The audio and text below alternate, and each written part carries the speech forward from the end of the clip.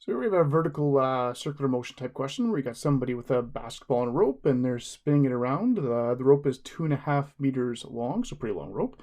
They're spinning it at 1.4 hertz, and at the bottom of the path there's 90 newtons of tension in the rope. And what we're going to do is we're going to see if we can find the mass of the, we'll say basketball, I guess. We'll say it's a basketball, the mass of the basketball going around. So we're going to find out a few things, and we'll start with that, then we'll try to find a couple other things as well. So let's see what we can do.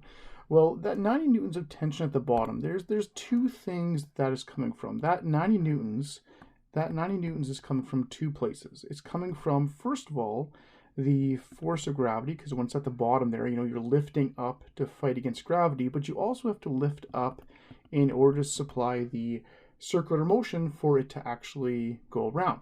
So I know the 90 newtons is a combination of the weight of the basketball plus the circular motion force required to go around.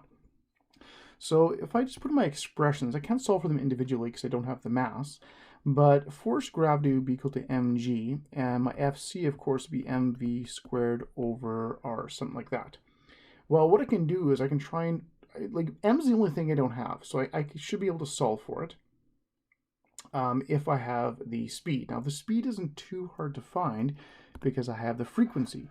If I go back to the speed is equal to 2 pi rf, I can find out how fast the basketball must be going around. So if I punch that in, let's say around 22 meters per second. That's pretty fast. So the ball's going around at 22 meters per second. So now that I have that, and I look at my red stuff down there, mg and the mv squared over r, the only thing I don't have is the mass. So if I can isolate the mass, I should be able to solve for it. So I'm going to factor out the mass, and I'll be left with g equals v plus v squared over r, something like that. And the mass is the only thing I don't have. So I can put in my values, and I can then solve for it.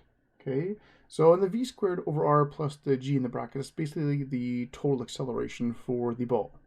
The gravitational acceleration plus the centripetal acceleration put together. So if I put in my 9.81 and my v squared over r, punch that out, I get my total acceleration, and basically it's going to be, the mass is going to be equal to the 90 newtons that I have divided by my total acceleration, which is inside the bracket there. That's what that is right there. And if I punch it out, I should get around 0.44 kilograms for the mass. So there's the mass of my basketball, which is the first thing I was looking for. All right, let's see if we can find something else here. Let's see if I can now find we've got the tension at the bottom. What is the tension at the top of the circle? Let's see if we can do that. Well, it's all about forces. Let's start by finding basic forces. So I know my force of gravity is equal to mg. Now that I have my mass, that's a lot easier. So do the 0.44, multiply that by 9.81, and I've got 4.3 newtons of tension, or not tension, of gravity for the ball. I can also calculate my Fc now, because I have my m, I've got my v, I've got my r, I've got everything I need. And my Fc is 85.2 newtons. Of course, the ball is going really fast at 22 meters per second, so my Fc is going to be pretty big. Okay, so what am I going to do? I'm going to take those two forces and I'll put them together. Now, of course, at the top of the circle, I need 85 to have this thing going around a circle, and gravity is actually helping me out because it's also pulling down.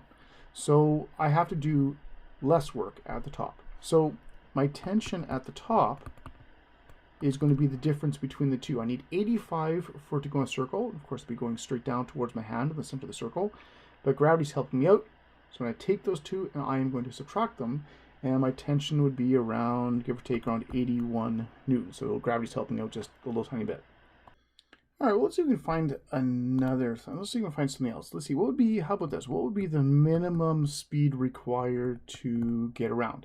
Now, the minimum speed would exist at the top of the circle. That's the critical point up there. And when you go slower and slower, going as slow as you possibly can, at the very, very top, it's going to feel weightless because at the top, the Fc is going to be entirely supplied by the force of gravity. So at the top, Fc and Fg have to be equal to each other. That's why when you vertical circle, things feel almost like weightless when they're at the top when you swing things around.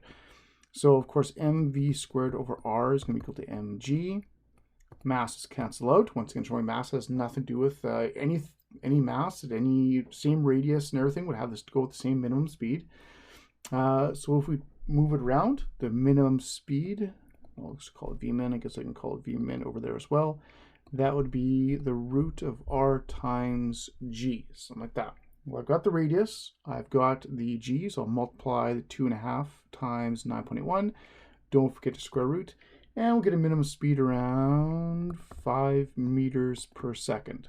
So minimum speed to go around would be 5 meters per second. He's initially 22, going way past that, so going around a circle was not a problem. But you could go all the way down to 5 meters per second, and the ball would still go around the circle just fine.